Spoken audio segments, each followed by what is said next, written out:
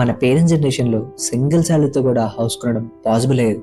కానీ ఇప్పుడు సిచ్యువేషన్ చూడండి, హస్బెండ్ అండ్ వైఫ్ ఇద్దరు జాబ్స్ చేస్తున్నారు, హౌస్ కొనంటే 30 years లోన్ తీసుకోవాలి. ఇంకా స్ట్రెంతింగ్ ఏంటంటే ఇండియాలో ల్యాక్స్ ఆఫ్ ఫ్లాట్స్ అన్సోల్డ్గా ఉన్నాయి. హౌసెస్ ఉన్న మిడిల్ క్లాస్కి ఎందుకు దొరకట్లేదు? ఫస్ట్ రీజన్ చాలా సింపుల్, హౌస్ ప్రైసెస్ శాలరీ కంటే చాలా ఫాస్ట్గా పెరిగాయి. ఎంతలా అంటే 2005 టైంలో హైదరాబాద్లో ఒక decent apartment price around 20 to 25 lakhs ఉండేది. ఇప్పుడు అదే టైప్ అపార్ట్మెంట్ 80 lakhs నుంచి 1 crore మధ్యలో దొరుకుతుంది. ఆల్మోస్ట్ 4 times ఇంక్రీజ్ అయింది. కానీ శాలరీస్ యావరేజ్గా 2 to 3 times మాత్రమే పెరిగాయి. రిజల్ట్ ఏంటంటే ఒకప్పుడు ఫ్యామిలీస్ హౌస్ కొనడానికి 6 to 7 years ఇన్కమ్ సరిపోయేది. ఇప్పుడు అదే హౌస్ ఎఫోర్డ్ చేయడానికి ఆల్మోస్ట్ 10 years ఇన్కమ్ కావాల్సి వస్తుంది. సింపుల్గా చెప్పాలంటే హౌసింగ్ అనేది స్లోగా మిడిల్ క్లాస్ రీచ్ నుండి దూరం అయిపోతుంది. హౌసింగ్ ప్రాబ్లంకి బిగ్గెస్ట్ రీజన్ ఇంకో ప్లేస్లో ఉంది, అదే ల్యాండ్ ప్రైస్. అపార్ట్మెంట్ ప్రైస్లో బిగ్గెస్ట్ కాస్ట్ కన్స్ట్రక్షన్ అనుకుంటాం, కాదు. కానీ రియాలిటీలో బిగ్గెస్ట్ కాస్ట్ ల్యాండే. సిటీస్ గ్రో అయ్యే కొద్దీ ల్యాండ్ డిమాండ్ హ్యూజ్గా పెరిగింది.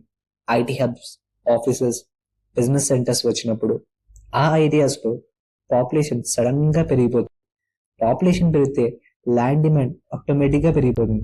కానీ ల్యాండ్ సప్లై అనేది లిమిటెడ్. డిమాండ్ పెరిగితే ప్రైస్ ఆబ్వియస్గా ఫాస్ట్గా పెరుగుతాయి. ఒక ఎగ్జాంపుల్ చూద్దాం. హైదరాబాద్ అవుట్స్కర్ట్స్లో 2005లో land prices around 2000 per square yard ఉండేది. ఇప్పుడు కొన్ని ఏరియాస్లో 60,000 నుంచి 1 lakh per square yard ఉంది. ల్యాండ్ ప్రైజెస్ ఇలా ఎక్స్ప్లోడ్ అయితే బిల్డర్కి ప్రాజెక్ట్ కాస్ట్ ఆటోమేటిక్గా పెరుగుతుంది. ఫైనల్గా ఆ కాస్ట్ ఎవరు పే చేస్తారు? Obviously buyer. రియల్ ఎస్టేట్ అనేది ఇండియాలో షెల్టర్ మాత్రమే కాదు, వెల్త్ స్టోరేజ్ సిస్టమ్. చాలా మంది హౌసెస్ కొనేది వాళ్ళు స్టే చేయడం కోసం కాదు, ఇన్వెస్ట్మెంట్ కోసం అని, రెంటల్ ఇన్కమ్ కోసం. ఇండియాలో రియల్ ఎస్టేట్ సెక్టర్ లో బ్లాక్ మనీ పార్క్ చేయడం కూడా జరిగేది. ఎర్లియర్ ప్రాపర్టీ డీల్స్ లో క్యాష్ కాంపోనెంట్ కామన్ గా ఉండేవి. ఇప్పుడు రెగ్యులేషన్ కొంచెం స్ట్రిక్ట్ అయ్యాయి, కానీ స్టిల్ రియల్ ఎస్టేట్ ని చాలా మంది సేఫ్ వెల్త్ అసెట్ లాగా చూస్తారు. స్టాక్ లో వొలాటిలిటీ ఉంటుంది, కానీ ప్రాపర్టీ లాంగ్ టర్మ్ లో సేఫ్ అనే పర్సెప్షన్ ఉంది. రిజల్ట్ ఏంటంటే డిమాండ్ జెన్యూన్ బయర్స్ నుండి మాత్రమే కాదు, ఇన్వెస్టర్ నుండి కూడా వస్తుంది. డిమాండ్ ఆర్టిఫిషియల్ గా పెరిగింది అనుకోండి, ప్రైజెస్ ఈజీగా డౌన్ అవ్వవు. చాలా మంది మిడిల్ క్లాస్ బయర్స్ లేట్ గా తెలుసుకునే నిజం ఏంటంటే హౌస్ ప్రైస్ అనేది ఫైనల్ కాస్ట్ కాదు. అర్థం కాలేదు కదా, ఒక ఎగ్జాంపుల్ తో తెలుసుకుందాం. 80 lakhs అపార్ట్మెంట్ కొనాలనుకుందాం అనుకోండి.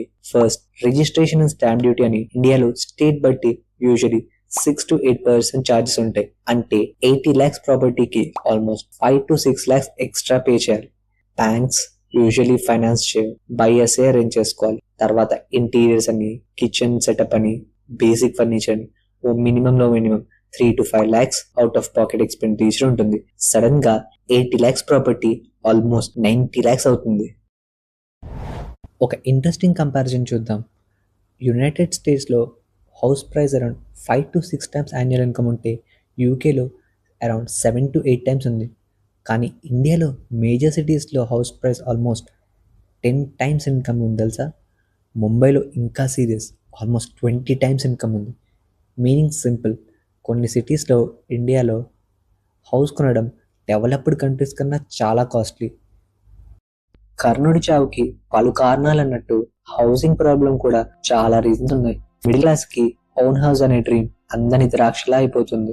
మీరేమనుకుంటున్నారు? ఇండియాలో ఇల్లు కొనడం మిడిల్ క్లాస్ కి ఇంకా పాసిబులేనా, లేదా 30 years EMI ట్రాప్ లో పడిపోయినట్టేనా? కమెంట్స్ లో మీ ఒపీనియన్ చెప్పండి.